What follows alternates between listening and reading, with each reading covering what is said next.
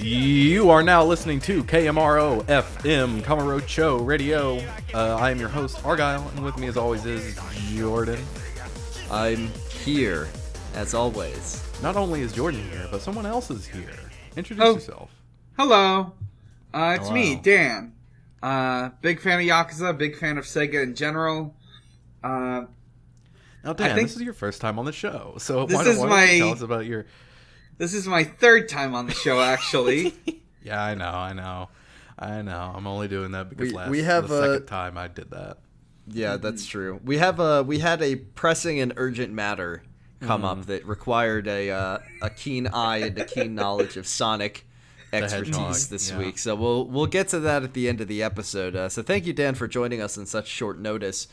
We have a meaty, chunky chapter ahead of us. Yeah, meaty. We got a grade A, grade A level chapter. Salted beef chapter. A 65,000 yen chapter ahead of us. A lot of content to get to. Anyone have any news? I was scrolling through the internet yesterday or a few days ago, and I saw like Sega news. RGG Studios confirms the existence of a sequel to Like a Dragon, and I was like, oh, I guess I always just thought that game was going to be made. Mm-hmm.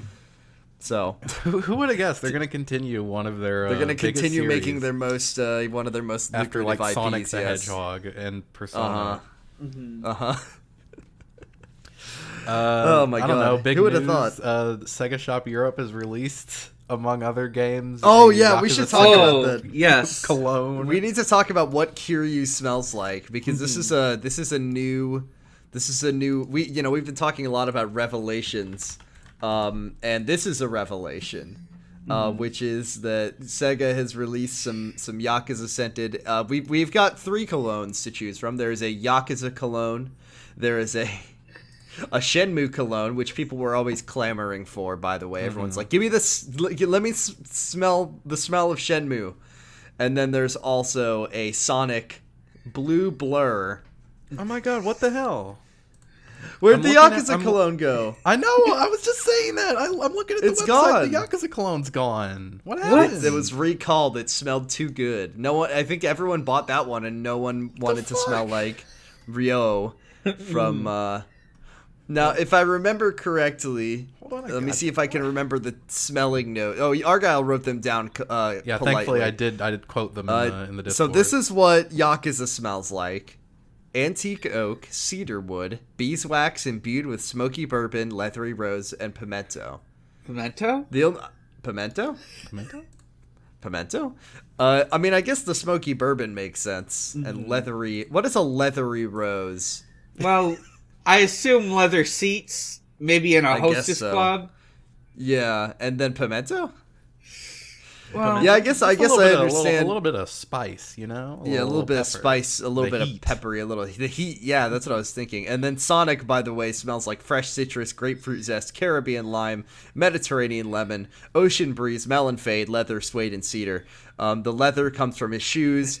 The citrus and the beach smells come from the fact that every first level in a Sonic game, all the 3D Sonic games, all the 3D beach levels, and no smell. It should also say the essence of hot dogs. Yeah, and there should chili. be like some chili. Yeah, and some cheese. Yeah, they should put some hot dog water in there. And then the smell of the Shenmue is the sweet smell of failure. I imagine the third one. That's not failure. They did it. The sweet smell of unfinished dreams, and dreams never fulfilled, and promise and unfulfilled promises. The smell of a forklift diesel. Yeah, a smell of a warehouse. License. Maybe the smell of like a convenience store or an arcade. Yeah, the smell of like a little horrible man that you gotta fight. What would if you could get a cologne out of any other? The actual fragrance before we move on is a cardamom, bergamot, golden tobacco, orris, sage, and patchouli. Those smells I'm not familiar with. Mm-hmm. If you could get any Sega IP turned into a cologne or a perfume, What would any you... character. So, Anything, any game inspired cologne. I want to know what a monkey ball smells like. What does it smell like? That would be disgusting. Banana, monkey sweat, yeah, fur, probably some feces in there as well. Oh no, baby's diaper. Christ. Oh, no. I was gonna say Jet Set Radio. It smells like cyberpunk. Okay. Yeah, it smells like paint and depression. It smells like a man who's like the police state. It smells like a man who's one day away from getting canceled on Twitter. Oh right. Oh god. For a second, I thought you meant DJ Professor K. Yeah, DJ Professor K is also one day away from getting canceled on Twitter. He's gonna make a joke that's a little too inappropriate. And people are gonna get really mad at him. Yeah, he's inviting fucking some local shit kicker to say weird shit about. He's gonna go on. He's gonna go on Chapo. Ahead. Yeah. We can say it. Go on Cumtown. Yeah, Red Scare. Any other? Who's Argyle? What Sega game are you turning into? I don't even know enough Sega games. Like, okay. It's like other than that, it's like Persona, and I don't know anything about Persona. Yeah, Persona just smells like a high schooler who hasn't showered recently, I guess. House of the Dead. Yeah, it smells like it's a Persona themed cologne. Keyboards. It smells like whatever Jack Frost smells like. I guess that'd be more of a Megami Tensei. People get mad when you compare those two things, and I don't really know why. As far as I understand, they're the same series. They're the same game, I'm pretty sure. One of them involves a lot more dungeon crawling. I think Shin Megami Tensei is just Japanese for Persona. I'm pretty sure that's what they call it in Japan. Yeah. I mean, there's 5 of them, right? It's Doki Doki Persona. It took them a really long time to make that Japanese localization of Persona 5, which they have called Shin Megami Tensei 5. I'm pretty sure that's what it was, right? Great.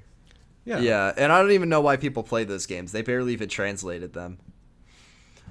Should we talk about this week's chapter? Change the names of anybody. Yeah, they didn't change the names. They didn't change it to like Roger. They changed it from Roger to Ryuji, and they changed Anne is still Anne, which was nice. They had the sense for that one. Yeah, the games don't even take place in America.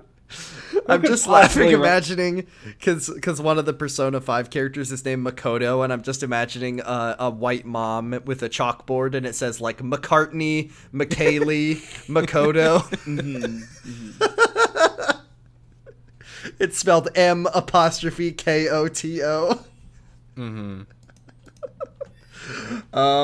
Okay, let's talk about this week's chapter. This week's chapter is either called Allies or Game Plan, depending on which version. Game Plan. Yeah, I don't know why it's called either of those things, if we're being honest. I mean, I guess Allies, Kiryu does always have his allies that are in every game. Right. And I guess it's called a game plan because they have a game plan, which is let's find Kanda and beat his... Yeah, game plan is also a little like, okay, that's not really... The chapter title of this should be let's have fun with our good friend Rikia. Let's take Rikia out for the night of his life. Yeah. Okay, so where we left off last chapter, Kashiwaki got killed harder than anyone has ever gotten killed in these games. And Kiryu is walking out of the Millennium Tower, which the police are like keeping people out of, and Kiryu has 100 gallons of blood on his jacket. He did not have the sense to take the jacket off, by the way. That would have been my first. But if he had done that, people would be like, exactly. But if people had done that, they'd be like, "Wait, you're not in Onomichi. Get out of here. Go back to Hiroshima. Get the hell out of here." Oh no. But yeah, it's ketchup. It's fine. He's covered. He's just covered in spaghetti. There's a lot of stuff in the Millennium Tower, and one of them is the finest Italian restaurant in Kamurocho. We know that Kashiwaki loves noodles, and that extends to Italian style noodles as well. Kiryu is now a fugitive from the law for like the next 5 minutes, and it gets completely dropped for the rest of the chapter. But we have to do like a reverse chasing mini game where Kiryu has. I hate this fucking mini game. Oh god, it's awful. It sucks. I mean, the chasing game is fine, but the one where you gotta run from the cops, and if you get too close, you gotta mash, and you get 4 chances, and then it took me so many tries the first time I played this game. Yeah, it is a I had a lot more chances because I'm on New Game Plus. Because it's hard to because it's hard to see the cops because they blend in with the blue. That's fair. Yeah. The blue lighting of the city. And if you run into them, Kiryu like, does. Point them out more. Kiryu once does they start like chasing straight you, up. They get little sirens over their heads. It's cute. He does straight up like elbow a cop in the face, which is pretty cool that he does that. It's fine. It would be cool if he did it more often. I wish that he did it. I wish he could do it anytime, like not just when the game lets you. Right. I mean, usually you're not even seeing cops. So. No, exactly. You only see cops when they're after Kiryu, or when you're talking to Pseudo Wudo. Right. You run through the city. You make a big circle for some reason. They show like a little plan of the map of where you have to go. It's like a racing game. It's fucking the Family Circus gag. Lap 2, you got boost power. Yeah. Select your guy. Select your car. Kiryu. Your race ends in the champion district, and Kiryu does like stealth mode behind a sign, which I really liked. He's a very big and very conspicuous man. I don't think this is gonna help him if he crouches behind a small neon sign. It's fine, but he does run into. He almost runs into a cop. Almost. He runs into a guy who, cop. Yeah, he runs into a guy who's a cop, but a little too late because he runs into Makoto Date. That's spelled M''Koto, by the way. MCKOTO. Yeah, MCKOTO. That's what his mom named him. She wanted him to be unique. So Makoto Date is here. I don't understand. I mean, we understand that Date was looking for Kiryu because Kazuki told him that he was in town, but I don't understand how Date knew where Kiryu was. He just followed the cops, I guess. Yeah. You can... It's pretty easy to track down Kiryu. You just gotta find a lot of knocked out people, maybe some cops, the smell of blood. You gotta look for like a person who is just reconnected with their long lost brother or something. You can smell his iconic perfume. Yeah, you can smell the sense of pimento and bergamot and smoky whiskey or whatever. Date finds Kiryu and he's like, "Oh, Kiryu, good to see you. I haven't seen you since chapter 1 or the prologue." Oh, gee, Kiryu, yeah. And then such a long time causing trouble as always. I see. You hear his daughter send him a text saying, "Okay, Dad, I'm ready to see you for the this month." And then he goes, Kiryu, let's go get a drink. Every time he thinks about his daughter, he's got a drink. Yeah, I know a new place that we can go to, and then he winks at Kiryu 3 times. Ding, he ding, mimes ding. Drinking, like he does fucking do a little sippy gesture. Want to get a drink? Wink. Yeah. We followed Just follow Date. me and try not to do anything silly. Try to keep up. He's running, by the way. You have to chase him. He's not walking. I mean, I'm glad he's not walking. It's a video game. He walks when the cops are there, but then he runs, and I don't know if Date's even capable of running. And this is before they introduced a walk button, so you. Exactly. Yeah. You have to really tap on the stick. This is bullshit. I hate this. This is the thing about the story of this game that I hate. Yeah. Date takes Kiryu to his new favorite bar, or should I say his old favorite bar, or should I say the same bar but it's got a different name? Not even really. It's got it's a different bar, but with the word few new. Extra letters, yeah. So I guess that somehow this is New Serena, and it's the same bar in the same place, and it looks the same, but it's got a new owner, and I really It's so dumb. Why is Serena even a thing anymore? Well, The mama here, she has spruced up the place. It really looks good. It looks It's not like they brand even new, tell. even though it looks the same. It looks exactly the same. It's not like, oh, this is Reina's sister, and in her memory she reopened the bar, or like this is just somebody who came. this to is Kamurocho just and was like, "I wanna some open a random bar." lady. Yeah. who was like, I want to open a bar, and I have this abandoned bar that is only ever used when Kiryu's in town. So I guess I'll just open this one up. It's basically free. I just need to turn the lights on and clean it a bit. yeah, she does. It does stick. Something that occurs to me is this bar is in like every game from now on, and also this lady is here from now on. Yes. I don't think we ever get No, for her name is Mariko or Mamiko or something like that. I think it's Probably Mariko. get her name at some point. I really love Date sits Kiryu down at the counter, and he goes, "You know, Kiryu, this place used to be your old haunt. It used to be Serena. Date, it's still Serena, It's and still Kiryu, Serena. no, it's the same. It's in the same place. You don't need to tell him that he was there last game. It's new Yeah. Serena. It's new Serena. It looks fucking same, Kiryu. This is the HD remaster of Serena. I mean, it really is, because this was the first Yakuza game on a PS3 on an Kiryu HD playing Dark Souls hardware. 3. Kiryu plays Dark Souls 3. He just beat Pontiff Solivan, and he climbs up the big elevator and gets to Anne Orlando, and Date leans over. Kiryu, you might not know this, but this place used to be Anne Orlando. Huh? It says Anne Orlando when I got here. Date assumes Kiryu being in Kamurocho means that he's up to some kind of trouble. Well, yeah, sure. Well, Yeah, and then a man wearing a journalist Halloween costume bursts through the door. he says, extra, I got read all about it. I got the scoop right here, Date. scoop in a century, Date. Yeah, he's got like a fedora with a little note stuck in it. Yeah. But This is Date's boss, by the way. yeah, This is the senior editor at whatever paper Date works at. Spa magazine. Because Date is a journalist now, we should say. Yeah. He's posting terrible op-eds on the fucking Hill. He's a writer for The Guardian. Yeah. Oh no. I didn't know that Date could get any worse. So this guy is Date. I do also want to say that Date does say, like, oh, they'd never suspect that you'd be here, Kiryu. Nobody ever comes here except for, like, me. And No it's one like, ever comes are you here se- except are you for sure? me, and no one And knows you. that.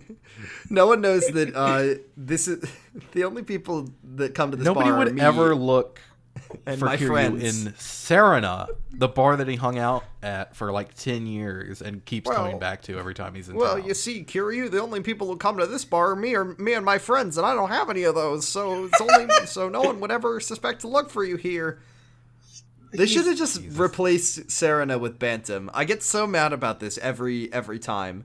Like Well, they should have just made Bantam. They wanted to give Date a love interest, and Bantam bar owner can't be that. So. Fuck. Forgot about that.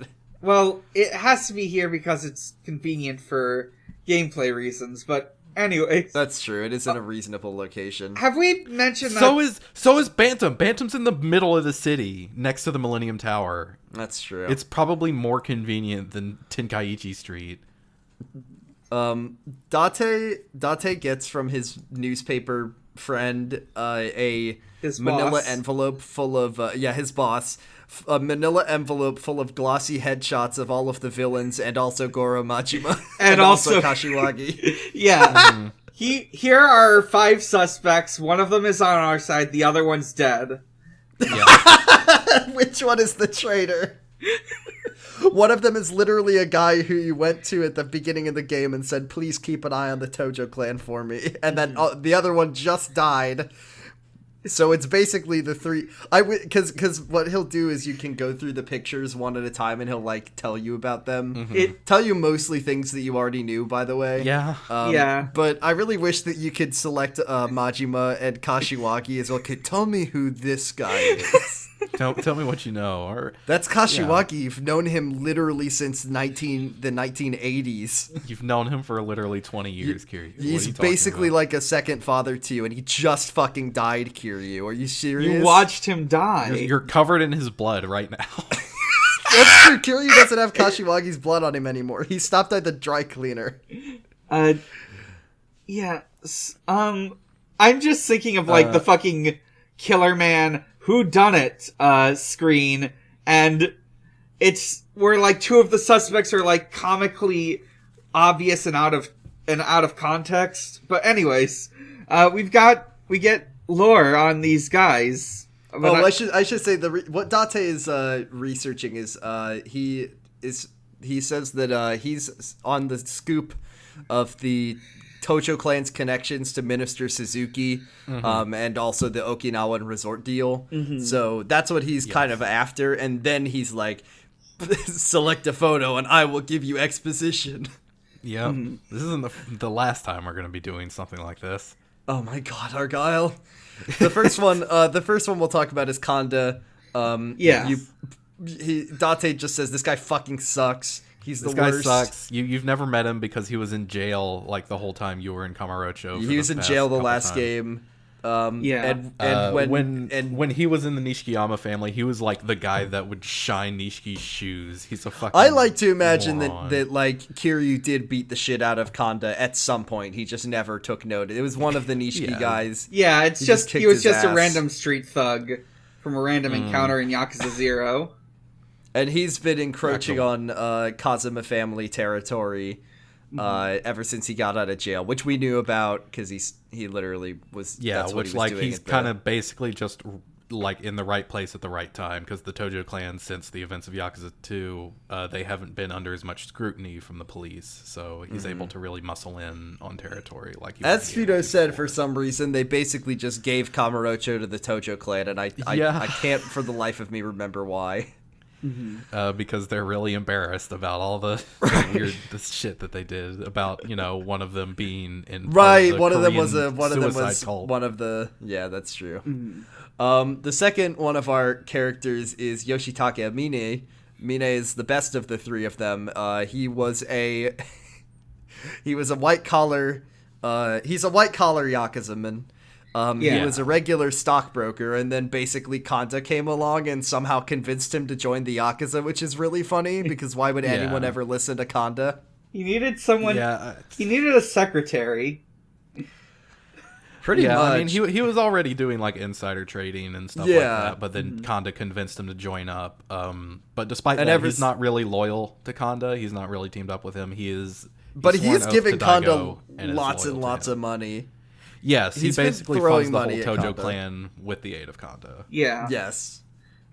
He's also really loyal to Daigo, so he's probably not suspicious. Probably on the level. Yeah, probably not the bad problem here. Yeah. It's Date makes it very clear that Kanda's the one you have to go after next. I know that like all the rich people in the world are already criminals, but is there gonna be a thing where like Elon Musk just gets bored in one day and he just tweets, "I've joined the Yakuza"? Like, is that gonna happen? Are we at that point now? Well, it's 2006. No, So- I think That's he's true. too much of a weenie. Yeah, that's true. Where was Elon? I mean, Elon Musk was still incredibly wealthy in 2006, right? This was probably when the United States government was giving Tesla lots and lots of money for some reason. So, I'm thinking he's just got, like, a very professional LinkedIn. He's got a MySpace, and Daigo's, like, number one on his top 5 friends for some reason. But Do you think that Mine has, like, Yakuza in his LinkedIn experience? Like, do you think that helps him, like, helps people, like... officer in the Tojo clan. Yeah, exactly. That shows that he Patriarch of has, the like, Hako managerial skills, and he also just says, like, I work out 4 times a day, I'm shredded. he posts on a fitness forum. Oh, he's on Instagram. He's posting. He posts on his fitness forum. He says, I love trading stonks, and I work out 8 days a week. I work out every other day, 7 days a week. He's like lecturing some dude on the exact like fitness regimen you need to go for, the one he goes for. Mm-hmm. And he explains to Kiryu what a real week is. Mm-hmm. The last guy that we need to meet is Mr. Sicko himself, Go Hamazaki, who is the one Date calls him an amateur porn star wannabe. I didn't really get why. I don't know if it's because he's got that the open shirt with the gold chain. But so does Kanda, and Kanda's shirt is all the way open because he's not wearing one. Yeah. I really don't know. Well, Kanda isn't a wannabe. That's true. Yeah, Kanda is an amateur porn star, and Mine is and Go Hamazaki is just he's trying to get there. Mm-hmm. Hamazaki has 4 guys working for him, and they all suck shit, and no one understands why he has as much power as he does, and it's really funny. Yeah, they call him the Emperor of Hama. he kind of muscled in on the Snakeflower Triad's turf in Yokohama. Whenever this kind of confused me, not to be like, I can't along. believe the fucking continuity. They should have been paying attention. But like the way that the currently understood power structure of the crime families of Yokohama make no sense. Mm-hmm. And I think that Yakuza should be ashamed. RGG should be ashamed of themselves. Well, I think it still kind of meshes because from what it seems like the Chinese mafia are still really in power there, and they're just kind of. Well, there's several problems. I was mainly talking about the Yakuza situation in Yokohama. The Seiryu, yeah. The Seiryu family, and then there's the Omang, and then there's the Gomichul. So I don't actually know. I'm just saying I don't know, because they always say that there's the Ijin 3 are like this wall that keeps other crime families out, and I'm just saying that they probably should have made it the Ijin 4, and then the 4th family is Hamazaki's 3 guys. Yeah, like, my rationalization is Snakeflower Triad had Chinatown proper, Yakuza 1 happens, Kiryu has to kill some waiters. Then after that, Hamazaki muscles in. He just gets the restaurant. I love that Date tells Kiryu, like, well, Hamazaki's family only has 10 people. That's the actual number, I'm pretty sure. The 5 people are the 5 waiters who managed to survive. Yeah, the 5 survivors. They've got 10 guys on the books. Mm-hmm. And he says, but you would need 1,000 guys to outmuscle the Snakeflower Triad, or one of you, I guess. Mm-hmm. 1 Kiryu or 1,000 guys. Who would win? Who would win? Yeah. Well, it's not even the Snakeflower specifically. It's whampower Chinese mafia group is controlling Yokohama Chinatown at the moment. 1 Kiryu, 1,000 Triad goons, 10 Hamazaki family members. Pick 2, the rest are coming to kill you. Mm-hmm. Yeah, and he thinks that the reasoning for this is that he didn't actually like forcefully take control of it. It's that he's basically working under the table with the mafia to do this. Yeah, there's one guy who's, once again, I think I talked about this last week, but they're like, one of these people is a traitor to the Tojo clan. But I can't stress enough that all of the Tojo clan is constantly at war with itself, and they're all fighting each other for turf. So who's to say that any of them are at war with that there's a traitor when they're all fighting each other? I mean, fucking Shimano was like double super coordinating with the Omi Alliance in 2 different for like games. 20 years, yeah. And no one ever calls him a traitor. Kiryu shows... He's one of the great leaders of the Tojo clan.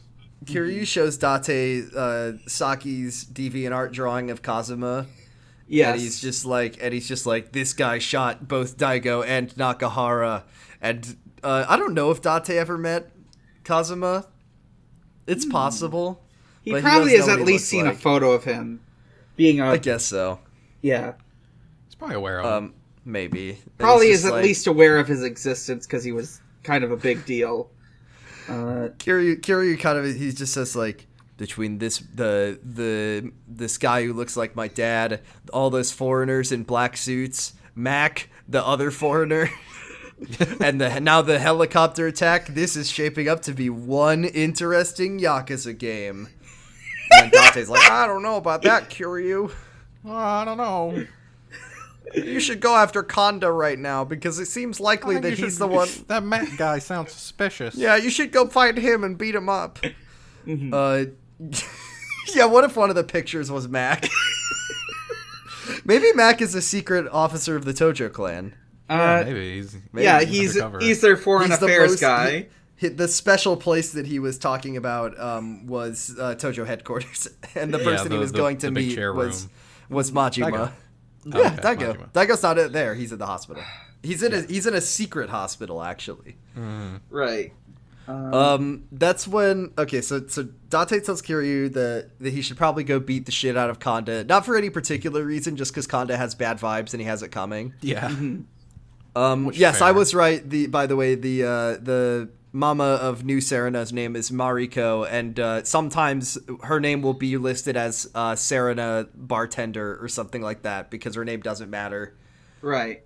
Yeah. She has a crush on Kiryu because he. Well, she says, also, Kiryu, you're my type. I'll let you stay here. Don't worry about it. I mean, look at him.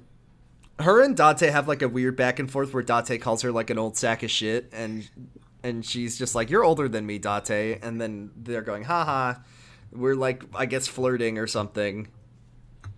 I love it. Hey, do you want to be my daughter's stepmom? You're like 5 years older than my daughter. Do you want to meet her?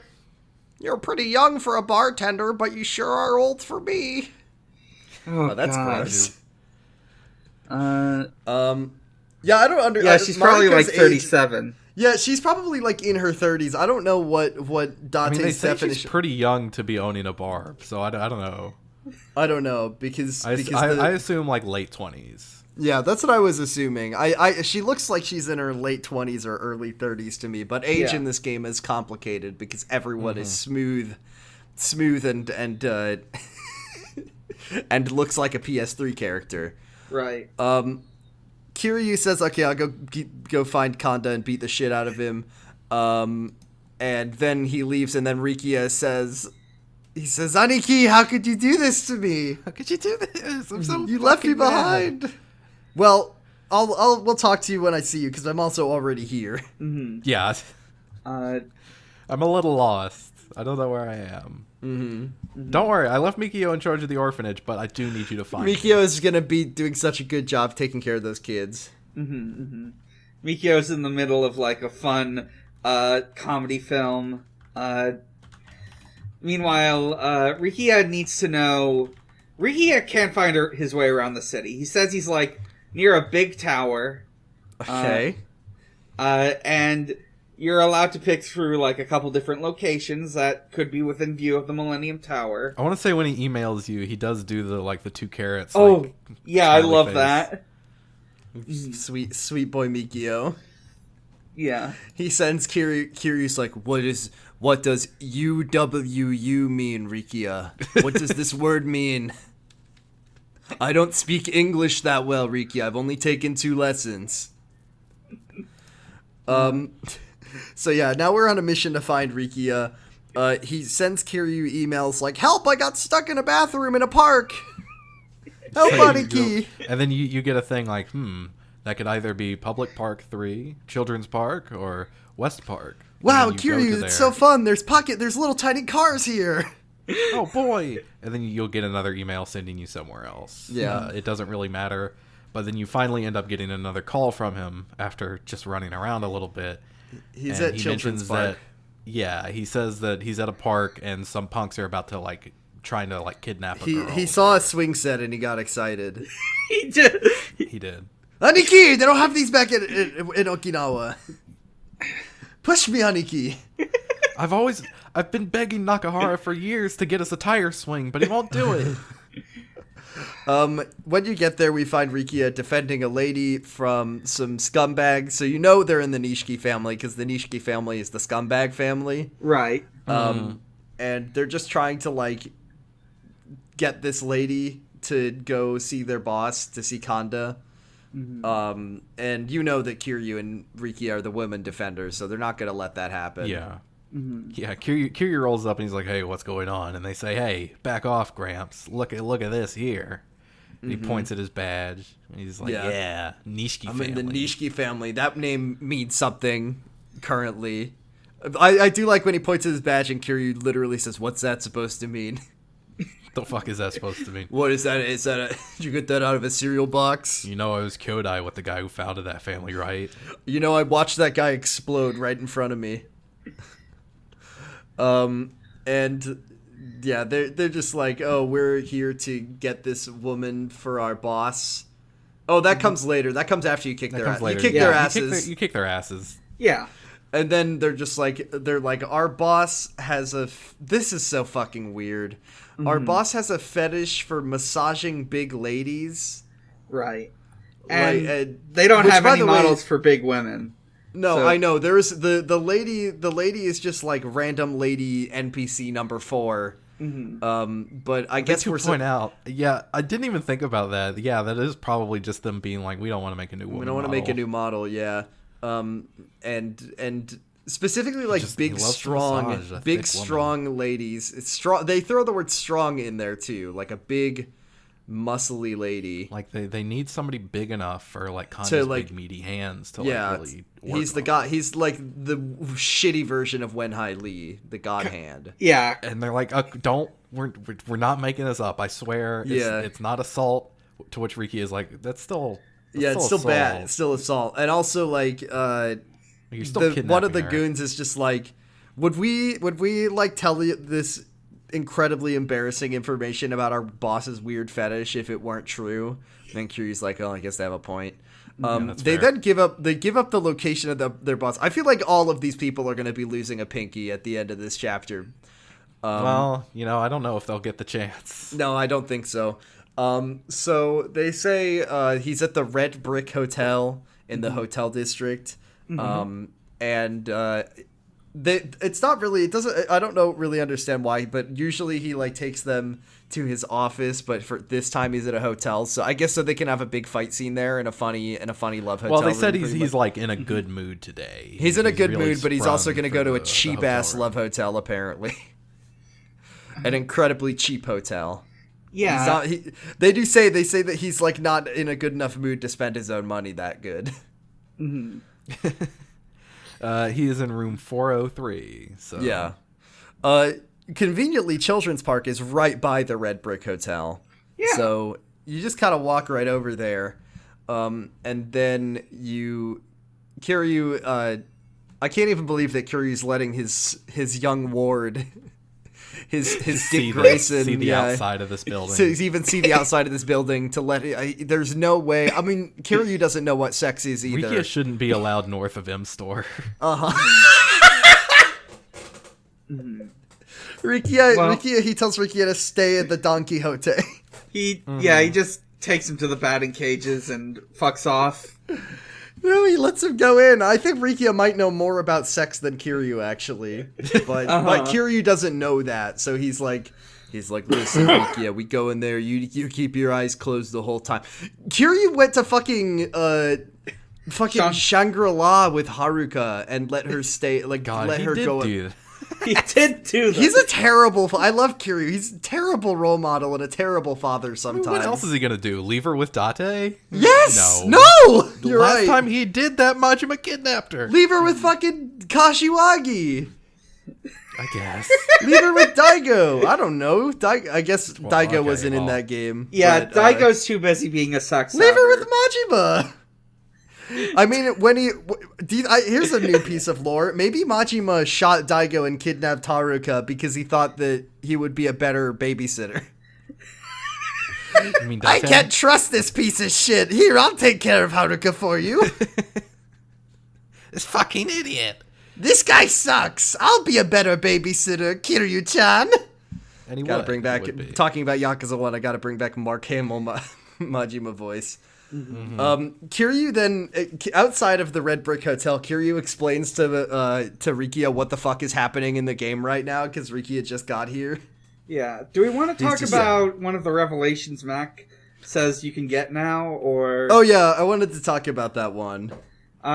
Which one are we going for? Noodles? I was gonna do the bowling alley one. Oh, the bowling alley one. Yeah, let's do that one. So Max sends Kiryu a text.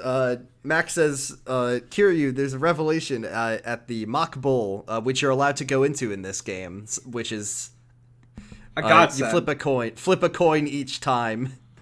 So you go to the bowling alley, and just one of the bowlers is a little bit. He's getting a little too into the whole experience. He's immersed. Uh-huh. And Dan, I'll let you describe this one since you're our honored guest. Oh, yes. I didn't watch it, but I have it memorized by heart. So, like, of course, he, like, grabs the ball. He's, like, getting really into it.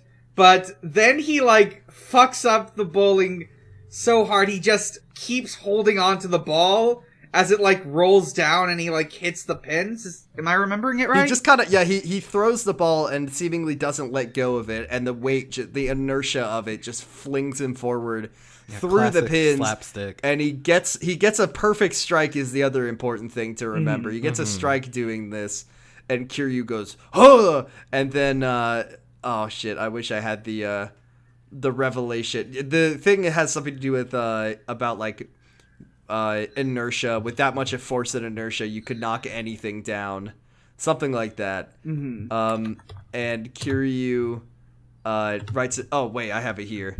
Let me pull it up. It says you could knock down everything with a ball that big. And then he writes it down. He gets the move. It's called like super finisher essence of big boy toss or something. And the blog post says, I like. This is a fun callback to Yakuza 0, by the way. When he writes down, I like bowling.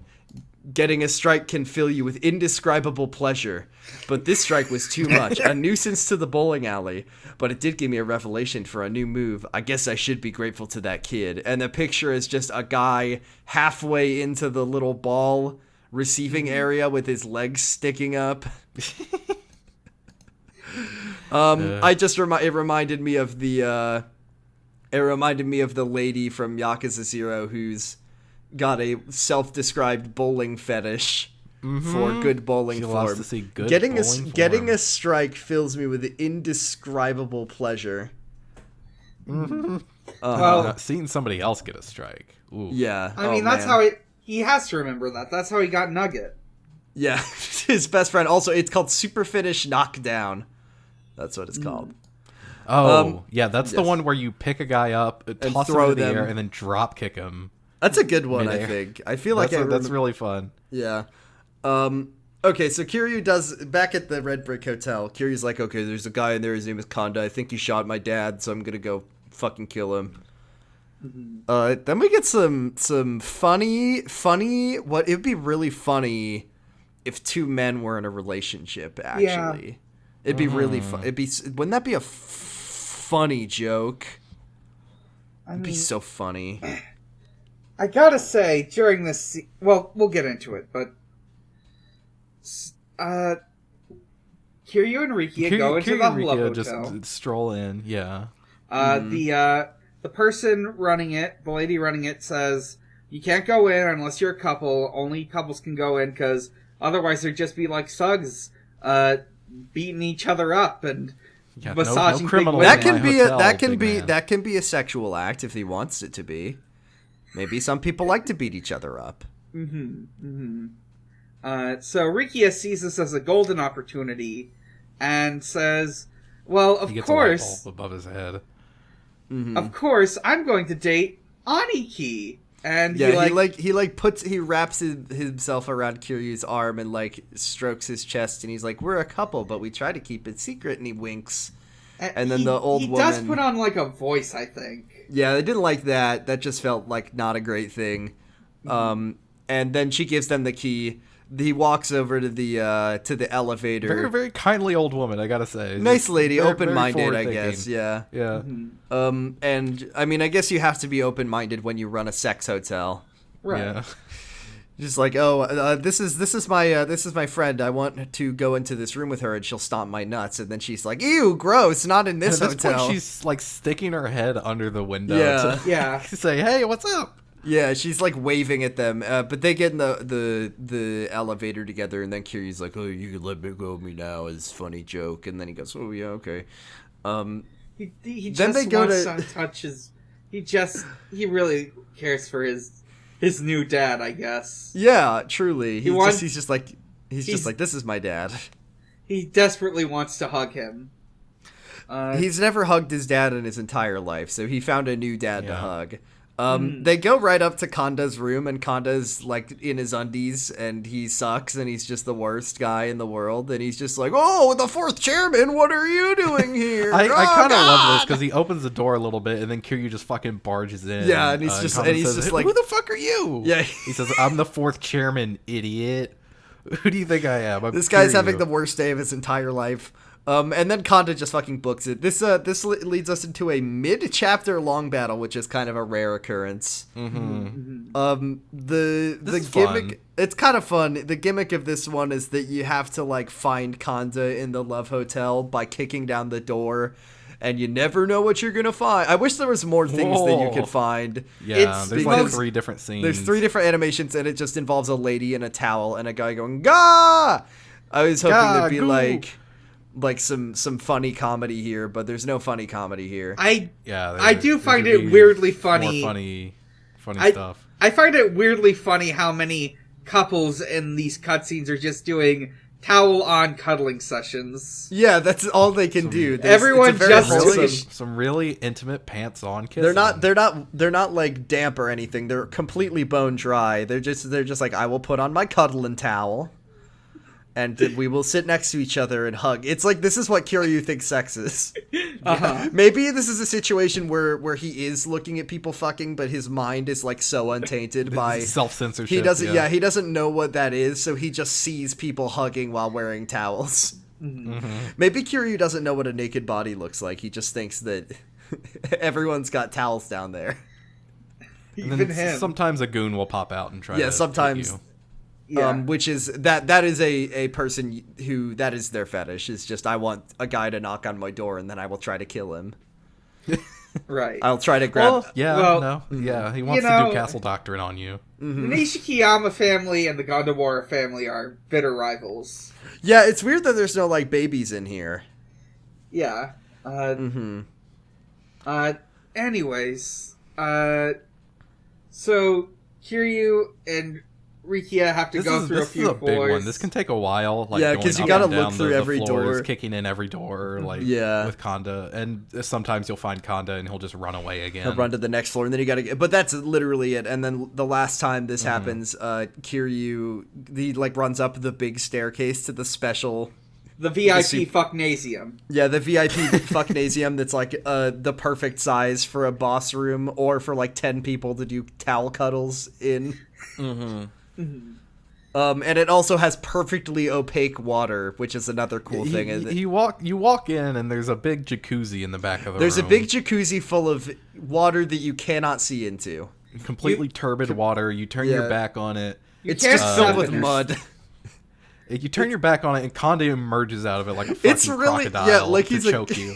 It's really funny because Kanda was like, "Where can I hide in this room?" Oh, I know. What if Kiryu never came in? He took a little too long because he was like equipping some he items. got in there and he disperses ink sacs. He fucking Yeah, I mean, what Kiryu's like, well, there must be a boss fight in here. Let me equip my items, drink my staminums. By the time he gets in there, Kanda's floating face down in the turbid water because he just drowned. He was hiding in there too long. This is one of the conceptually worst boss fights in the game, Right. in the series.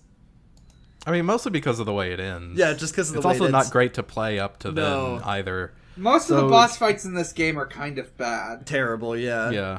But I do really Kanda's like big Kanda. and large. Kanda's like a faster Shimano. God, he really does Yeah. just like pop out of the completely blue turbid waters, and then tries to choke Kiryu to death. But Kiryu's just like, nope, I'm good. I'm just gonna get your hands off of me and throw you completely over my head. I feel like Yeah, I feel like Kanda really has the upper hand at the start until Kiryu just flips him over and he looks like a big baby in his diaper. I mean, So he's you're wearing fighting the big this baby in like his big weird. diaper. He's not like he's wearing like white, like cloth Boxer briefs. Yeah, but they're It like looks tied. But they're like tied up with a knot, so it just makes Yeah, it look kinda. extra diapery. There's some real weird looking underwear. Yeah. Yeah, I mean, this must be a thing. I just don't know what it is. So this room has like set the scene. It's got a big hot tub. It's got a round rotating bed. It also has 2 gigantic round lion things.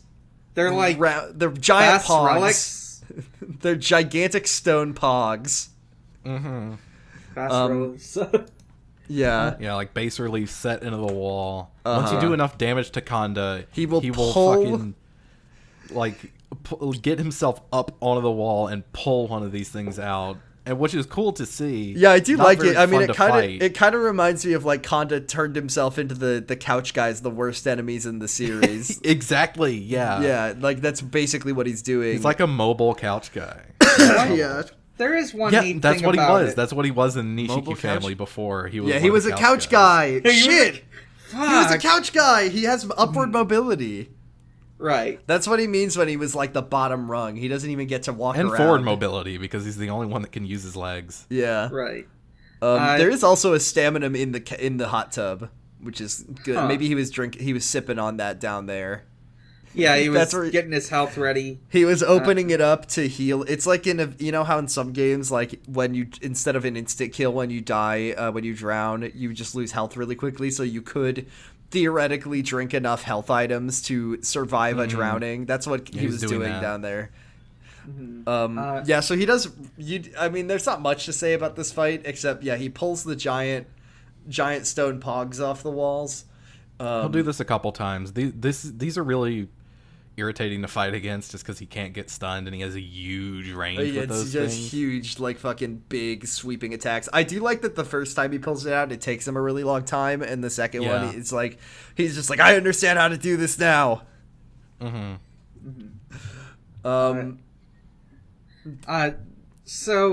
One other thing. You can also pick up big couches and couch guy him a bit. Yeah, That's you can't. fine. You can't have a couch versus couch. Yeah, that's kind of the best way Sword to go fight. about it. Yeah. Because I Clanging think your that will couches stun him a little together. bit. Just slowly whittling away at his posture gauge until you can go in for a death blow like in Sekiro, where Kiryu stabs the couch right through him. Right.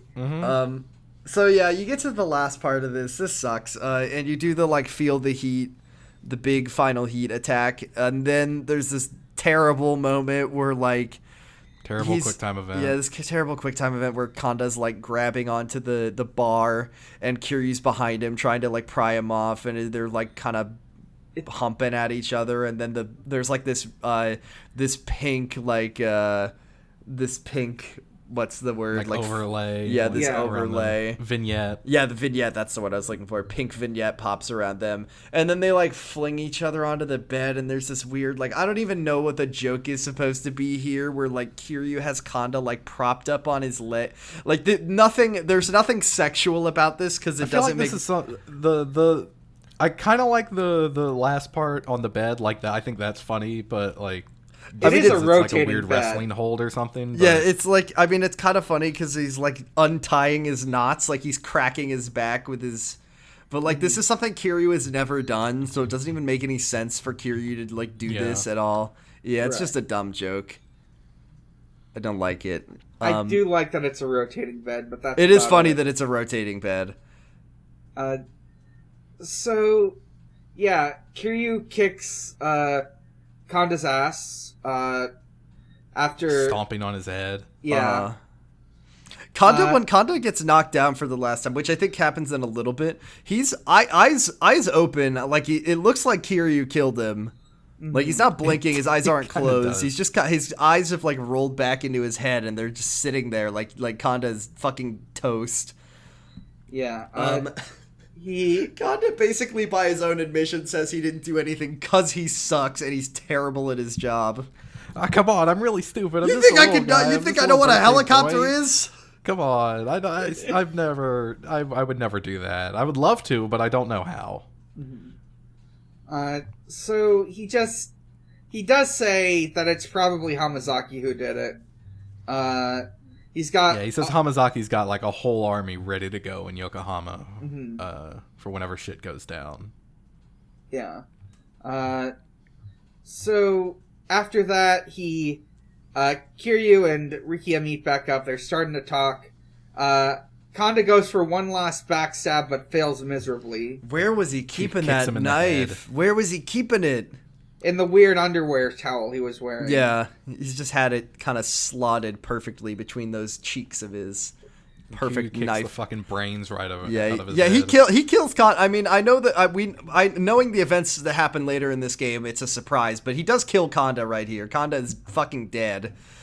His eyes are open. He slams his head into the like marble of the hot tub, and he's just laying there. Like this man.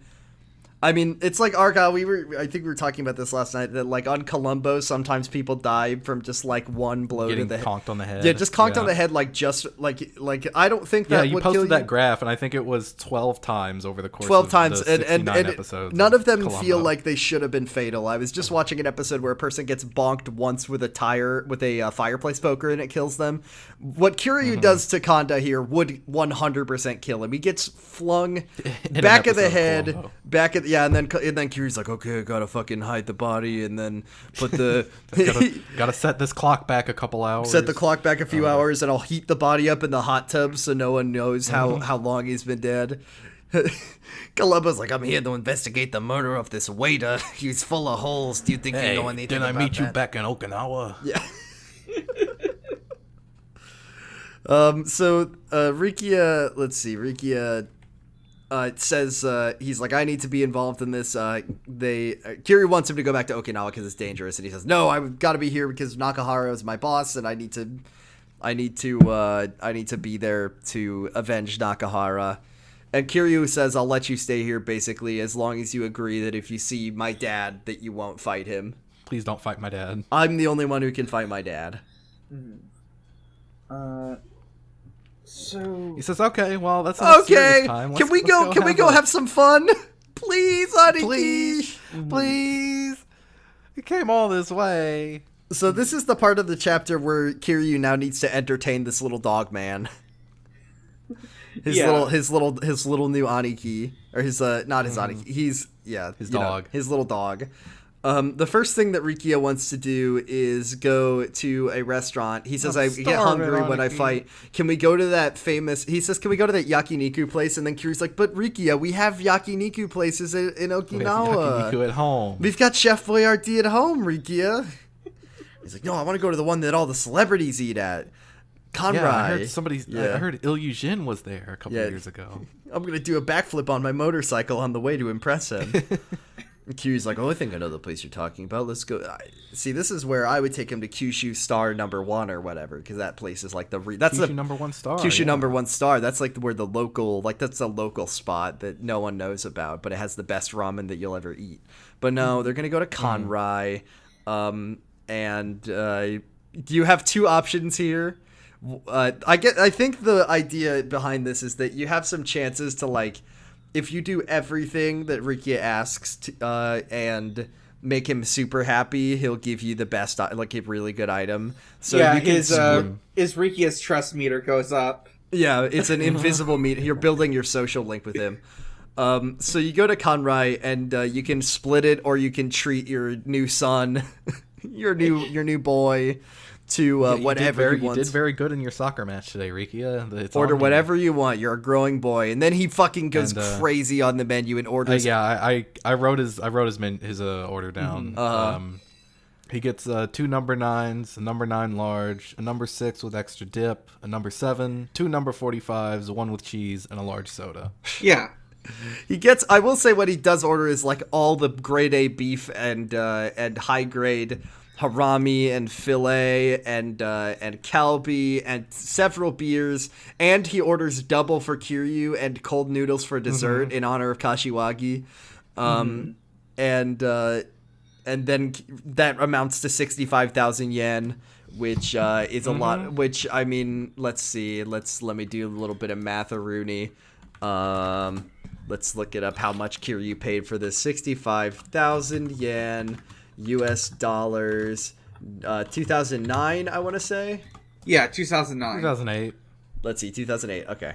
Oh wait, this is the wrong way around. This is an inflation calculator. Let's do yen. Oh, I didn't say yen to US dollars 2009.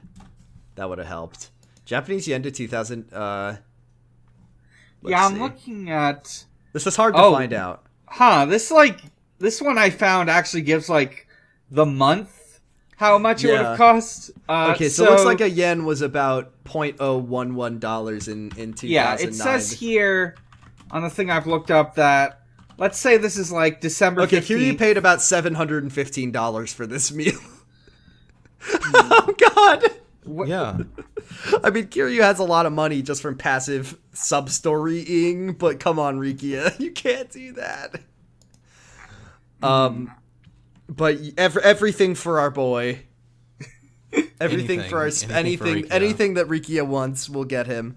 The second thing that Rikia wants to do is he wants to go to Don Quixote because they don't have one in Okinawa. Yeah, and he heard that they have a really good theme song. And Kiryu tells him, like, okay, yeah, that's great, because the one here in Tokyo, since it's, such a big city, it's open 24 hours a day. So they go there, and he gets Rikia buys the whole goddamn two store. giant fucking bags of things. And then he's with prices like these, it would be foolish to pass it up. A little bit of product. Don Quixote today. He's like, we got to go here before they turn into a police station, Kiryu. We have to go to Ikanari Steak. They've only got 10 years. You got to go to Yoshinoya and get one of their delicious beef bowls, and don't forget to buy the Boss coffee. Aniki, I've heard the convenience stores here sell Mountain Dew. I've never had it. I hear it's gamer fuel. I hear that Sushi Zanmai has great sushi for the whole family. Is Sushi Zanmai real? After we get the game, it's real. And then after we get all the gamer fuel, we can go play at the Sega, the Club Sega, and play all the hits. You know, the funny thing is there is effectively no difference between this part of the game and the sub-story from Yakuza 0 where you have to entertain Daiko Dojima. He asks to go to a bar. He asks to go to an arcade. He asks to go to a bikini bar, which is the next after the fucking coin locker, one of the next things that Rikia asks to do. Rikia is a 12-year-old boy who is unsupervised in the big city. So yeah, he wants to go to a coin locker to drop off his things. I was going to make a joke about Yakuza 7, but I will hold my tongue for now. Oh, God. Well, he's got to, like, find the key and open it up, and there's already, like, a weird, rare sword in here. Yeah, he pulls the fucking... Oh, what is this? A Sakura Storm? 400-year-old ancient magic samurai sword out. He puts it in the trash. All right, this is in the way. What's this doing in here? Is there a rule in Kamurocho that if someone drops the key to their coin locker on accident, you are now entitled to all of their worldly possessions that they've stored inside?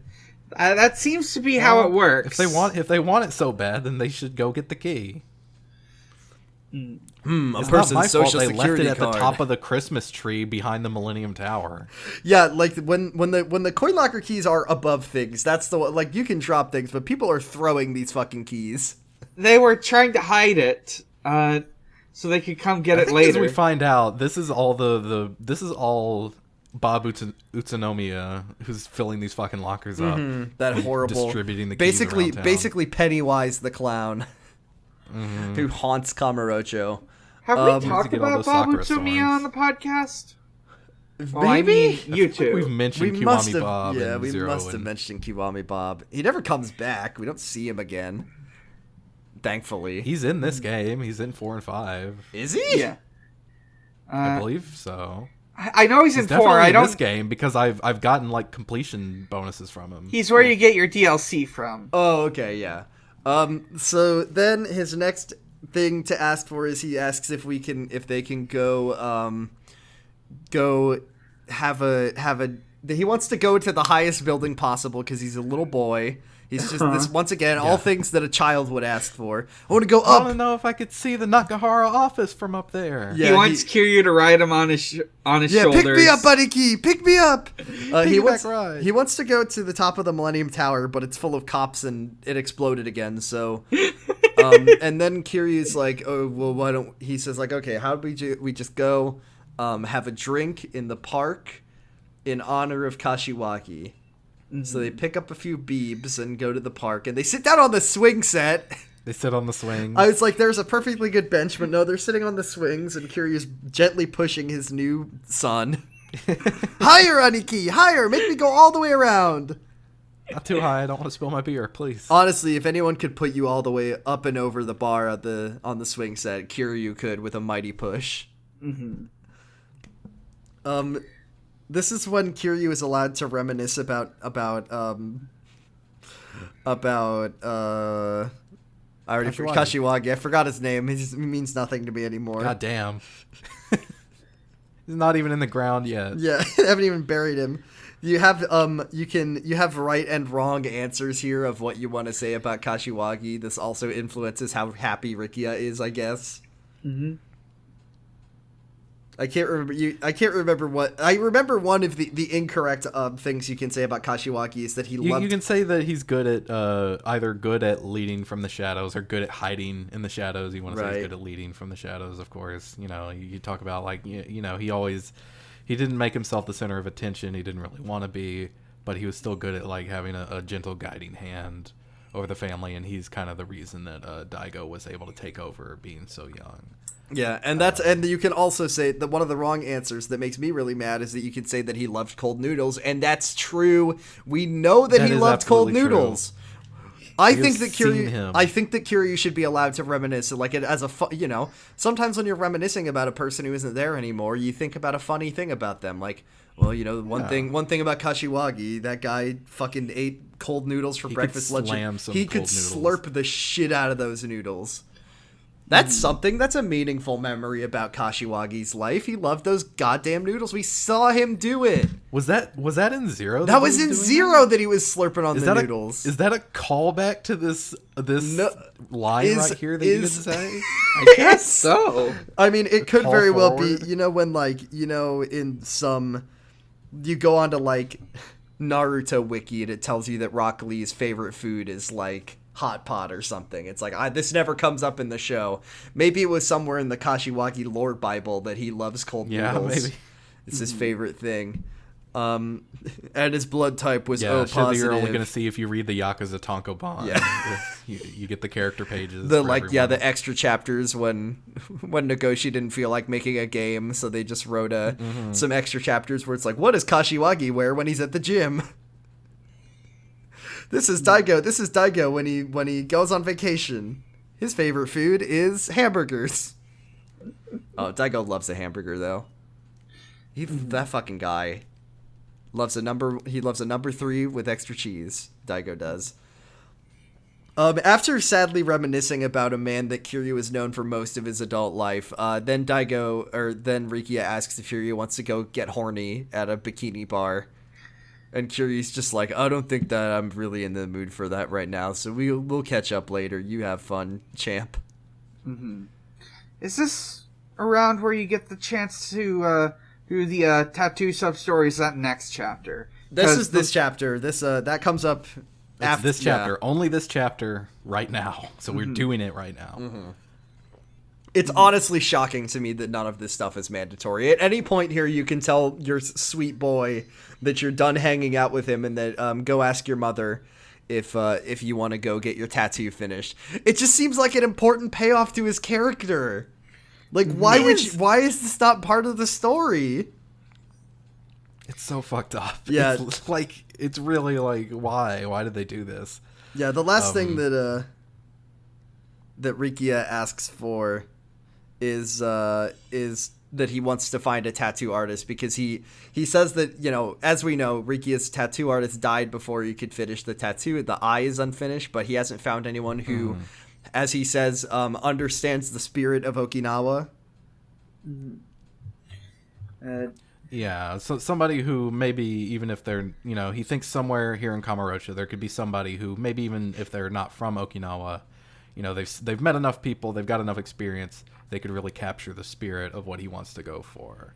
Right. So I mean, come on, we only know one tattoo artist. Yeah, there's we one. Know two, but we can't go to Sotenport in this game. So I'm kind of sad that I'm kind of sad that we never catch up with that lady and see how she's doing as the successor to the tattoo. Because Kiryu never goes back to Sotenport. He never goes the back other there games. ever again. But it's like such an interesting story that we never get any updates on. So Kiryu takes Rikia to Utabori II, his tattoo artist. It's I always love to see this guy because he seems like such an important character for Kiryu, but I mean, we like see him once a game and I don't think we ever see him again after this one, as far as I remember. I don't think we do. So by the way, this is sub-story number 4. It's called Dotting the I. It's so upsetting that this is like a sub-story. It is. It's disgraceful. I mean, reminder that also Yayoi Dojima got introduced in a sub-story, and she was like kind of an important secondary character in Yakuza 2. Mm-hmm. Yeah. God. Yeah. Argyle, you take it here. So you go to Otubori's tattoo parlor, and you're standing outside, and you say, "Yeah, this is where I got my tattoo, the dragon on my back." And Riki says, "Oh, do you think you could ask him to like finish my viper? Like, I would love to like have him do it." And Kiryu says, "Yeah, sure." So you walk in. Kiryu asks Utobori, "Would you finish my friend's tattoo here?" Utobori refuses, just flat out. He does not want to like finish, like add to another artist's work. He doesn't want to take the responsibility. He says like, for the tattoo, when I ink a person, I'm writing their destiny or something, and it wouldn't be right for me to add to the work of someone else. It's like against his own personal code. He wouldn't do it. He flat out refuses. Riki is like pissed off, and he's treating Utobori with disrespect, which Kiryu doesn't like because he's such an important person to Kiryu. Yeah, and Rikia, we go into cutscene mode now. Rikia rips his shirt off, of course, and reveals the viper on his back, and he says, "Pretty good, huh, old man?" He says, Aren't you impressed?" He says, "You're looking at the spirit of Okinawa right now." And Utobori like admires the tattoo, and he says like, "This is good work. Whoever made this was like skilled, and the detail is really good. And it's a very special tattoo. But I don't understand. I don't know you, and I don't understand what this tattoo means to you. So I could never finish it. Sorry. Goodbye. Put your shirt back on. Get the fuck out." Yeah. Now, if you beat up a guy near me, that really shows that some would character. change everything. But unfortunately, in this city, there's never any bad guys that need their asses kicked. Just like not just roving punks of 3 to 4 goons roving the streets for people to beat up. Mm-hmm.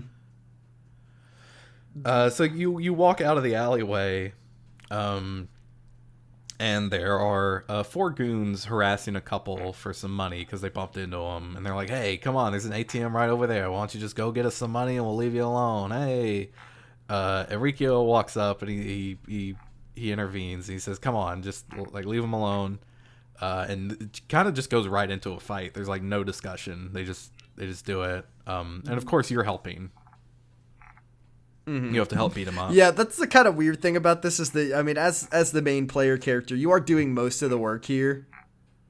Yeah. But it's okay. I mean, it's fine. And then, you beat the guys up, and then their boss comes along, and he's just this, like, awful... He basically kind of looks like... He's basically just another Kanda, except he has an even worse tattoo. Kanda's tattoo is kind of a cool, like... Is, like, this, like, lady, and I think there's some dice there, too. This guy's tattoo basically is like the guy from SpongeBob with the big tattoo that says "Mom" in a heart. Like, and he flexes and then he makes it dance. He's got like a big heart on his back. It says "Love." Mm-hmm. It's got cupids and like little ribbons and stuff. He's like I run these streets. It's not bad artwork. No, it's fine. But, it's just like. He rips his shirt off and he's like, "You see this tattoo? Yeah, you scared?" And then Riki is just like, "I don't even give a shit about your tattoo. I'm not even going to fight you because you're not worth my time. Goodbye." Yeah, he calls him a kid. And the guy's like, "I'm older than you. What the fuck?" Rikia just stares him down. Yeah. Gives him the fucking the Kiryu type stare. Yeah. Sorry, champ. You're gonna have to. The You're gonna have to guy's like, wait. oh yeah, well never mind. I'm letting you go. I'm going easy on you today. See ya. And Utabori happens to be nearby. He was watching the whole thing. And he asked Rikia, "Hey, why didn't you rip your shirt off and show him your tattoo?" To which Rikia responds, "Well, it wasn't worth my time. You know, I'm not gonna show my tattoo to some piece of trash off the streets." Which is also why he didn't like beat the guy up. He just wasn't worth it. He's just some punk. Utabori says, "Okay, all right, yeah, sure. Hey, come with me. Here, I'll finish that Viper for you." I'm overturning my entire personal code because I watched you not beat a guy up. Yeah.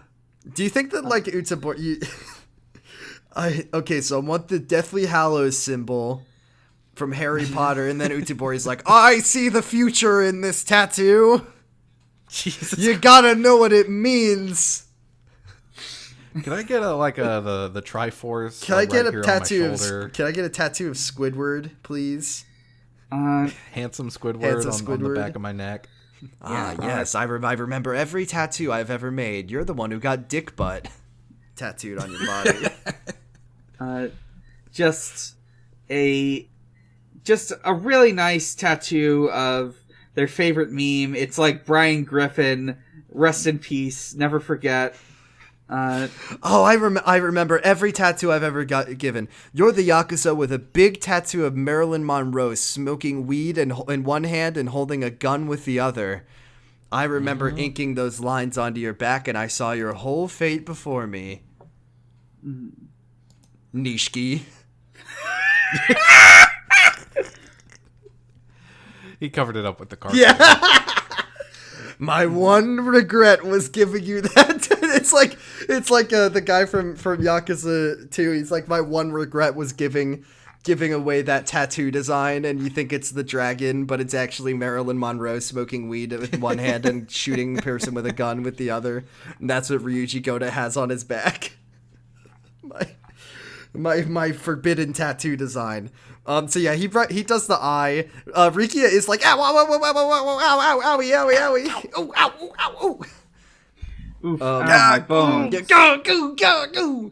And then the tattoo looks sick as hell, though. I love Rikia's cool Viper, and he's so proud of it too. He's like, this is the spirit of Okinawa. It's a cool snake. It's a fat snake. Finally complete. Thanks. Snake. Thanks, old man. And yeah, it is a really fat snake. It is a really fat snake, but I do love it. They walk out, and Ricky says, "Hey, we're kind of like brothers now." It made me feel in a way, because he says the ink on your back is the same ink as the one on my back. That basically makes us brothers, and I'm just like, this guy, this fucking sweet man. I love him so much. I love Rikia so much. He just wants to be Kiryu to be his Aniki.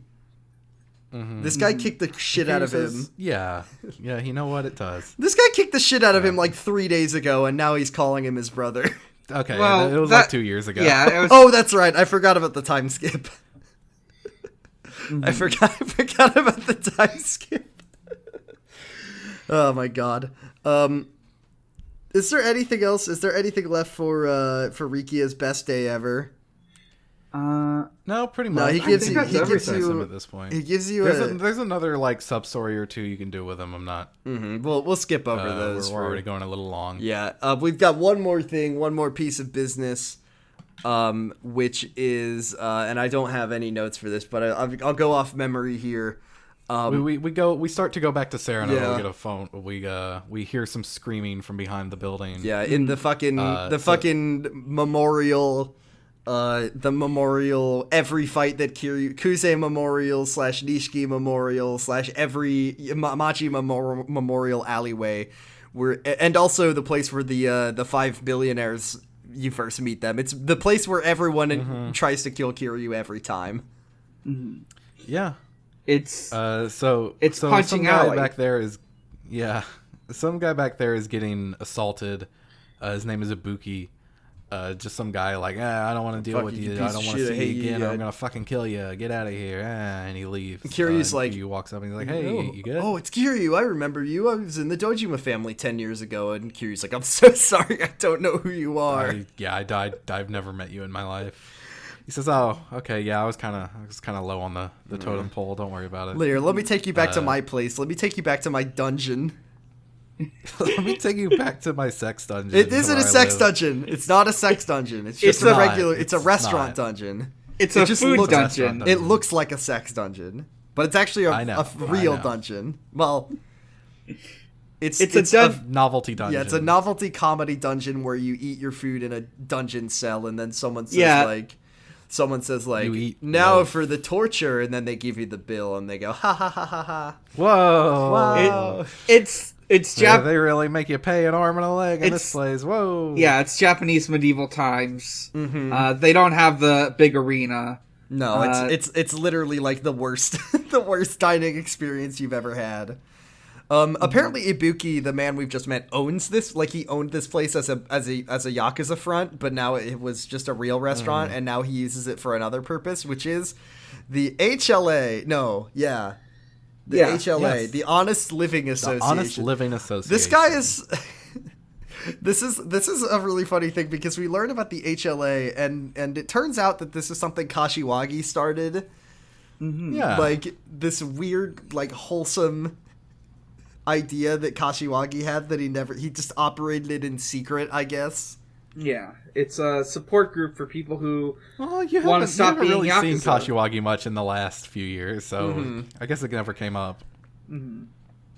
It's But yeah, basically, this is for like former Yakuza looking to make their way in life. They started coming to Kashiwagi for advice. You know, he'd lend them an ear.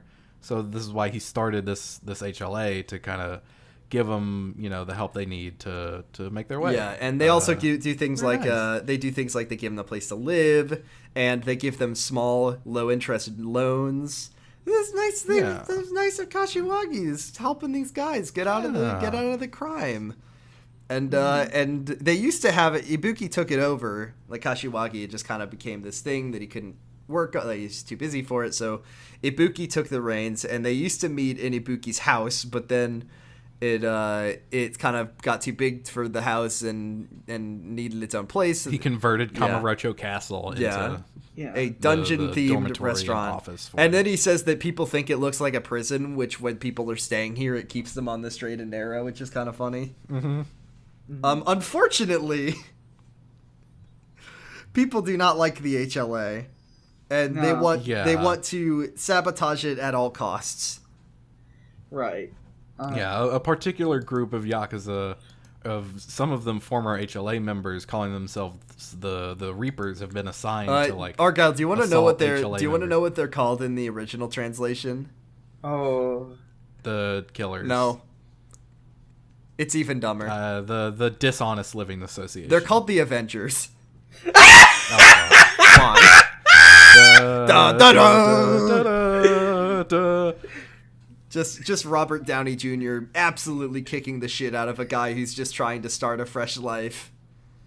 Something pretty on character, just shooting a orbital laser. I mean, that's who fucking owns the essence of orbital laser, is Spider-Man with his stupid like drone this army. kill drone army. Elon Musk's kill drone army. God, I hate the fucking Avengers.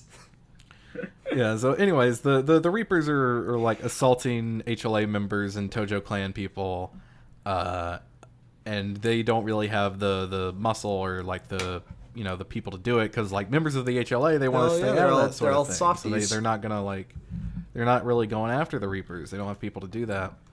So Kiryu just offers like, hey, what if I did it? What if I took care of the Reapers? And Ibuki's like, no, I couldn't ask you to do that. But he acquiesces pretty quickly.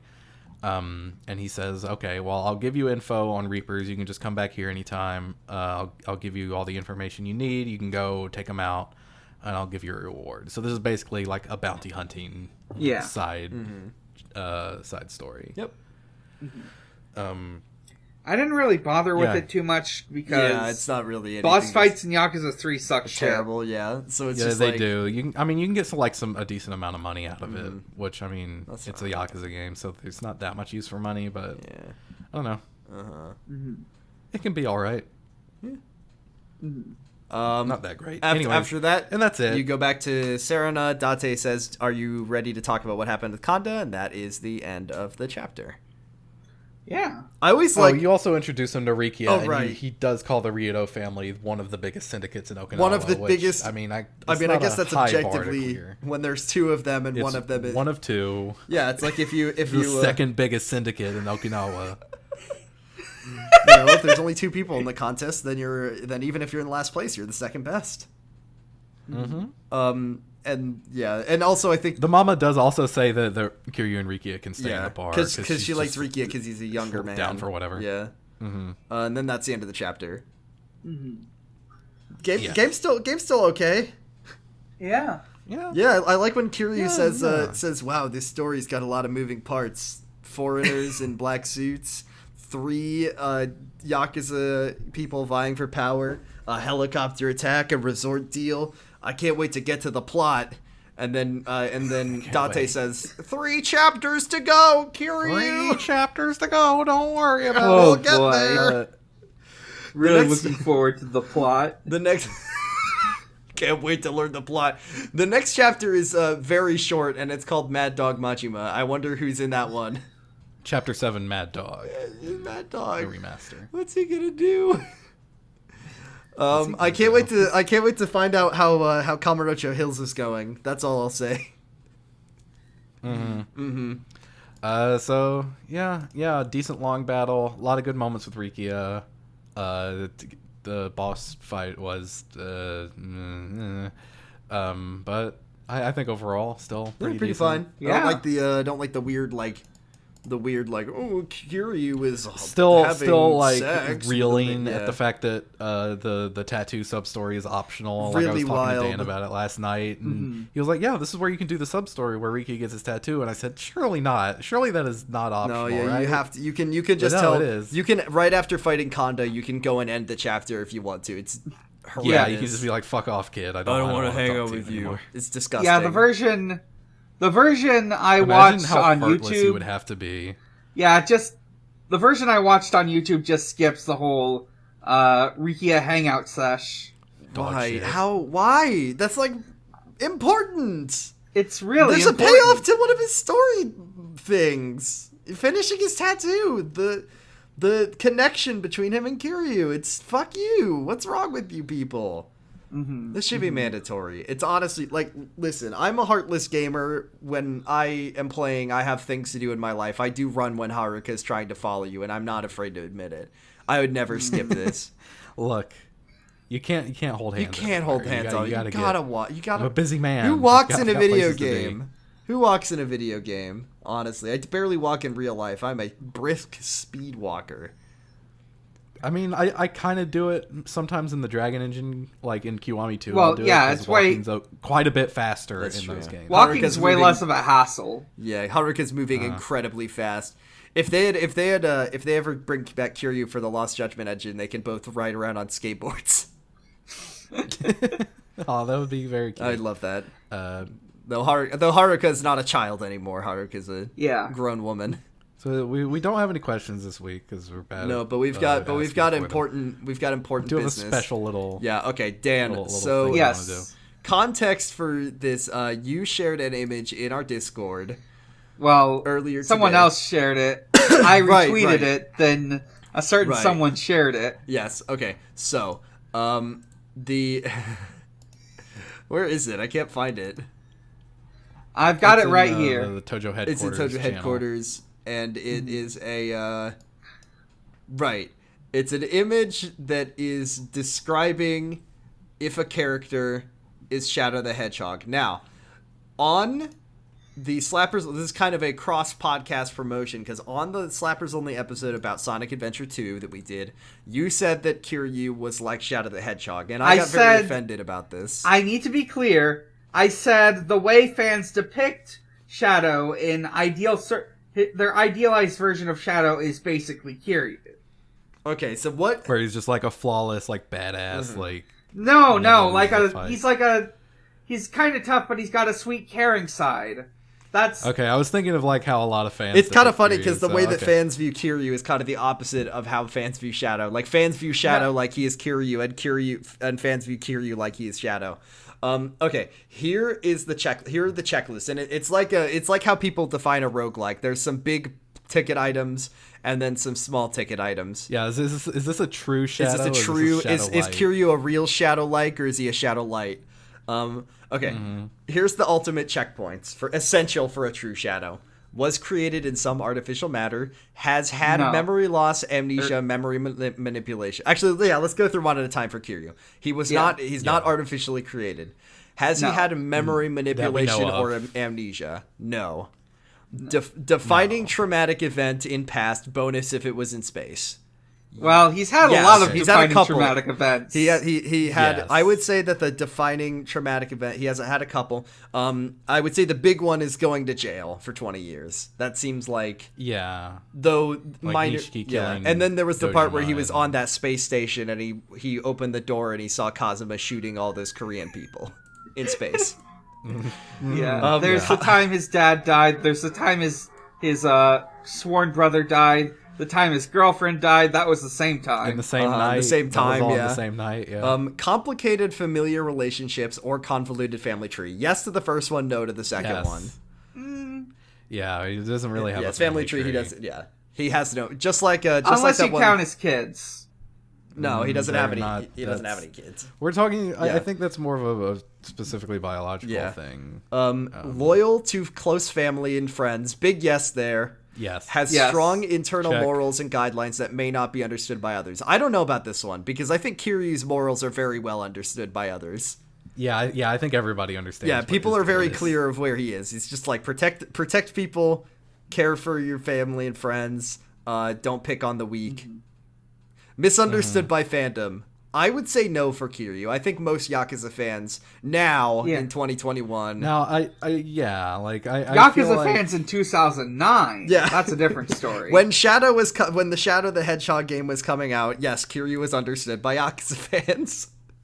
I think it really depends because like what shade of gamer you're talking I about. tick I think off the kind of no. people who listen to this show, the people who are in our Discord, they understand what. I think the wider Yakuza fandom at this point, now that like Yakuza 6 has come out and like Yakuza 3, 4, 5 have come out and 0, like I think where we're at in the story in the like people understand that Kiryu is like he's got a soft side and mostly he doesn't like to fight.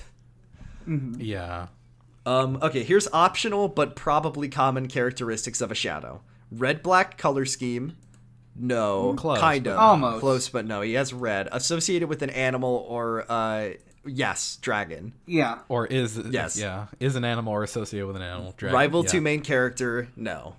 No. Gun. He is. Gun smiley face. No. Gun frowny No. face. Angsty. No. Not really. Has a theme song that has gay lyrics. I don't know the Which lyrics. theme I song? don't really know the lyrics to Receive receive You, you, no. but I don't think it No. is. Mistaken for another character. People don't usually know who Kiryu is, or they don't know that he's the. Does that count as mistaking him for somebody else? I don't think so. And then Faker. No, Kiryu keeps it real. So yeah, he's OG fed. he is an OG thug whatever fed. that, fucking IGN. Thug premium thug fed OG according to GameStop or whatever. So I think we have like 3 checked off for the ultimate checkpoints, and then 2 checked off for the for optional. I would say that this is a solid no for Kiryu. However, You're right. important side business, we need to look at it for Majima. Yes, of course. Was created in some artificial matter. No for this. No. Memory loss or Okay, wait. You could argue that the Majima, as we know it, is a persona created by I was Majima. thinking about this though, because you're right, because he's putting on an act though. I'll put a half point for that Okay. one. half a point. Okay. Defining a memory loss, amnesia, memory manipulation. Well, if you play Yakuza 5, you know there's key points of Majima's backstory that he just doesn't ever think about or talk about.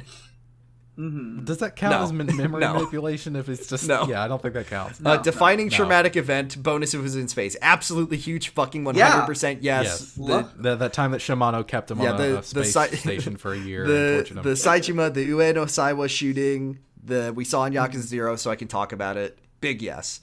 Complicated familiar relationships, also big yes. Yes. Loyal to close friends and family. Whoever they are, Yeah. yes. Curious, yeah. Strong internal morals and guidelines that may not be understood by others. Another Yes. big yes. Misunderstood Big by yes. fandom, no. I think people understand Majima. Yeah.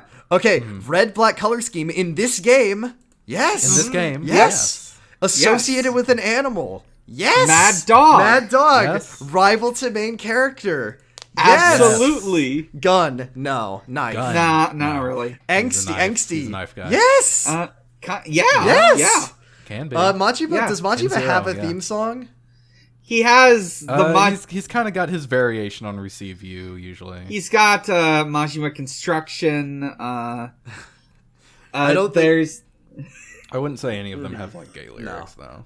And then mistaken for another character. No, he is the most identifiable man in the city in which he lives. And Faker, once again, unlike just like Kiryu, Majima keeps it real. he's true to himself. But I think we got enough checked off here that Majima is absolutely Shadow the Hedgehog. He's Shadow. Yeah. Yeah. Yeah. Yeah, he's our Shadow the The Hedgehog. fucking red-black color scheme course. is killing me. He wears a red and black suit in this Yeah. game. That's really funny. So I think We need a Sonic checklist. yeah, so we need can a. see what Can someone Kiryu make matches a? up. Can someone make a Sonic checklist to see if we got any Sonics in? I need to make we need a Knuckles checklist as well. Kiryu's pretty close character-wise to Knuckles, I think. Yeah, but if you make us a Knuckles checklist, we'll go through it on an episode. But don't have too much. Don't have Well, any. one of them has to be. Well, two of them have to be does not chuckle, and two he likes to flex his Tougher than muscles. leather. Can glide. Always Has searching, gliding power. searching for emeralds. Does not love Rouge the Bat. I don't love you. Not white. Also, not white. That is true. Red color scheme. Associated with hip hop music. That one's probably a big one. Talks with his fists as well. Kiryu knows how to rap. Keeps to himself until called into action, I guess. Fly high like a butterfly. Well, I guess we've proven it once and for all. Kiryu is not Shadow, but Majima is Shadow. Is. Confirmed. That's the end of this episode and the end of our podcast for this week. Dan, thank you very much for joining us on such short notice. Tell us where we can find you. Oh yeah, you can find me at a lot of places, and you can find all those places at linktr.ee/big_challenges. From there, you can find my Twitter at Bigger Challenge. You can find the other podcasts I do, which include Pod of Greed, a Yu-Gi-Oh podcast. We just started season 3. It's great. You can listen to the Sonic Shuffle, a random and holistic Sonic lore podcast. I've got to edit some episodes, but we did recently record an episode on Super Mario Bros. Z, as a sort of fan episode. Mario Brothers Z. You can listen. How did that go? It went pretty good, yeah. How do you like it? Does it hold up after all these years? It holds up surprisingly well. Really? Yeah. Oh, the Mario! When are you gonna release episode 9, Alvin Earth? He did a reboot. He released episode 2 of the reboot earlier this year. Wow. Okay. Damn. How old is that guy at this point? I don't know. You can listen to the finished podcast Chillbleed, Michael Reynolds' Auditory Horrorland on Illbleed. That's pretty good. And you can listen to Stranger's Fiction, actual play podcasts, haven't updated in a while. And last but not least, you can visit at Xbox_holiday, where Usher celebrates holidays with Xbox. Now, there's some holidays coming up.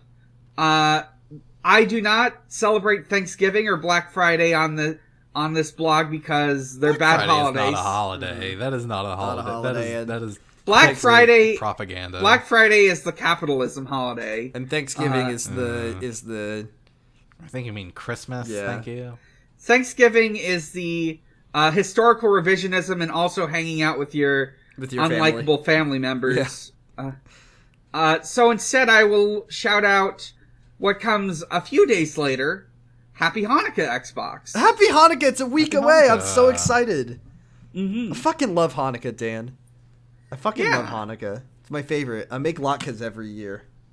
It's nice. Oh, fuck yeah, dude. Yeah, I love Hanukkah. Oh. I'm so excited. Mm-hmm. Already got the presents out. Hanukkah fucking slaps. Christmas is such a cringe holiday compared to Hanukkah. Yeah. I like Christmas. I mean, Hanukkah by Dan Fogler is a better holiday song than any Christmas song, and that includes All I Want for Christmas Is You. But specifically the Dan Fogler version. Hanukkah music is really funny. Hanukkah as a holiday is really funny because, like, Hanukkah's not an important Jewish holiday like Christmas is for Christian people. It's just Christian people think it is because it's next to because it's next to Christmas. But, like, it's mostly just kind of celebrated so that Jewish people can have a winter holiday, but also it whips, and I love the Hanukkah traditions because they involve fried food and lighting things on fire. Yeah. I love both of those things as a Southern person. Mm-hmm. As a red-blooded American, I love fried foods and lighting things on fire. I don't know like where the jelly donut tradition of Hanukkah got started, but it is a traditional Hanukkah. It's like Chinese food also. Like no, Chinese food Christmas, is right? Chinese food is the Christmas Jewish holiday. Okay, the Christmas Jewish holiday. Yeah. Okay, It's actually like an interesting like story behind that is kind of interesting. Yeah. Anyways, 1 week from today, Dan, happy Hanukkah, Xbox. Yeah. So we'll have an episode out during Hanukkah because it's 8 nights. 8 crazy nights. Adam Sandler. 8 crazy nights with Adam Sandler. You know, I'm sorry to. That's what our next episode. Our next episode will be on 8. Chapter 8 crazy nights. Kiryu doesn't know what Hanukkah is. Yeah. I didn't know that somehow. Like I know for a fact that I went to see 8 Crazy Nights with my family somehow when I was young, but I didn't know that it was animated for my entire life, and I don't know how I didn't know that. Like I didn't. Okay. I thought it was a live action movie. I know this bit is going on a bit long, but did you know there's a Disney Channel original movie about Hanukkah? What's it called? It's called like, fucking something nights. It's about Hanukkah and basketball. Let me look it up. Disney Channel. 8 Duncan Nights. It's called Full Court Miracle. Hell yeah. The Rugrats. Okay. The Rugrats had a Hanukkah and a Passover episode. The menorah stayed lit for all 4 quarters, all the way into overtime, double overtime. Flubber, Yeah, my favorite like Hanukkah the movie. big plot event is the big thing is like the backup generator they need to keep the basketball court running. Yes, that is so funny. It has by some miracle it lasts long enough for the entire whole game. So I It was rules. only That barely is off. so Okay, fucking great. funny. Holy shit. Jesus God. Okay. Jesus. So Jordan, where can we find you? You can find me on Twitter at BradipusRex, and you can find my 2 other shows that I do. One of them is called Slappers Only. We just put out an episode the day that we're recording this about Splatoon. That's Splatoon with a 2 instead of the OO, which is what that game is called. And then you can also find me doing Kyle XY, a Kyle XY podcast where we currently read Kyle XY fan fiction to fill the void that was left by the fact that the show didn't end. It never got a 4th season, so yep. What's Matt Dallas doing these days? I don't know. Is he on Cameo? Could you get him to just act out Yeah, season 4? pay him lots and lots of money to be like, Michael Cassidy, you are not my real brother, that Josh is my real brother, because it turns out that your genes are not what makes your family. Looks like his most recent stuff looks like smaller films, maybe short films. Nothing too big. That's okay. Yeah. He's probably not that expensive then. I'm Argyle. You can find me on Twitter at Argyle_Funk. You can also listen to me on Pot of Greed, which Dan already mentioned, and I guess Wow Cool Robot, but I'm not on that anymore. So that's it for me, and that's it for the podcast. Yeah, we'll be back next week. Did we say where you could find our podcast? Oh yeah, you can find all of our episodes at yakuzapod.com, and you can find us on Twitter at Kamurocho Radio. Next week we'll be talking up. You could join our Discord server. There's a link on the Discord there is a link on the Discord. If you're already there, you can make one yourself. But there's a link on the Twitter and in the episode description. Yes. You can join us. Yeah, if you want to interact with Yakuza fans and not deal with like internet creepazoid gamers. Yeah, if you don't yes, want to capital G gamers. Yes. With a Z, then go to the Kamurocho Radio Discord so you can talk to Yakuza fans who are cool. Talk to Yakuza fans who are cool and answer the big questions like which of the Yakuza characters smells the worst, and which of the Yakuza characters smells the best, like Old Oak and whiskey. Mm-hmm. Yeah. The next week we'll be talking about Chapter 7 of Yakuza 3. Getting about halfway through the game, I'm pretty sure. Mad Dog. Yeah, this one's called Mad Dog, and it's going to be quite a short chapter. But some things happen in it. I remember them. They're pretty funny. Yeah, they're pretty funny. So we will see you next week, and thank you all very much for listening. Dan, thanks for coming on. And as always, Kiwami means extreme. Bye. Bye.